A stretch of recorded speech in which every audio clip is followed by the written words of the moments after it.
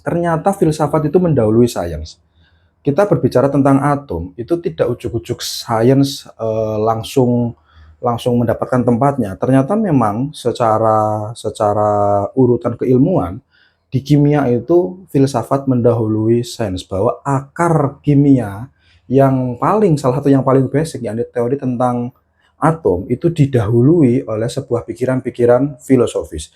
Yang mana misal kita itu ngecek tentang bagaimana sebuah pengetahuan itu didapatkan atau biasa kita sebut sebagai filsafat ilmu.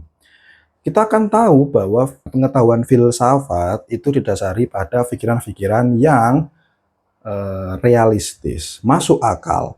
Tetapi sementara sains itu tidak cukup hanya dengan menggunakan alam pikir yang realistis atau masuk akal itu, tetapi dia juga membutuhkan bukti empiris.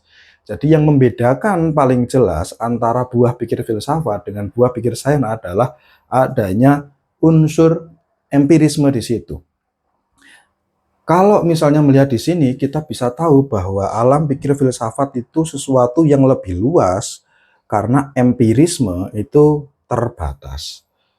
Karena empirisme itu mengandalkan penginderaan, dilihat, dicium, diraba, sehingga ada hal-hal yang lebih jauh bisa dianalisis atau dibayangkan dengan filsafat karena ia tidak terbatas pada sesuatu yang empiris, bahkan sesuatu yang bersifat abstrak itu didapatkan. Ya seperti atom ini, ketika saat itu pendekatan empirisme itu belum sangat maju. Misalnya, oke, kita tahu bahwa mata kita itu terbatas, tapi ada alat bantu namanya mikroskop. Ada sesuatu yang lebih kecil lagi yang namanya scanning electron microscope atau SEM itu.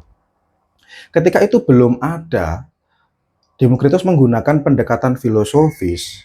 Jadi memang akar dari kimia adalah sandarannya adalah filsafat. Jadi ada sesuatu yang lebih liar dari sekedar bukti fisik empiris, dan kita tahu bahwa sebenarnya empirisme itu terbatas hanya pada sesuatu yang bisa diindra saja. Sementara filsafat lebih luas.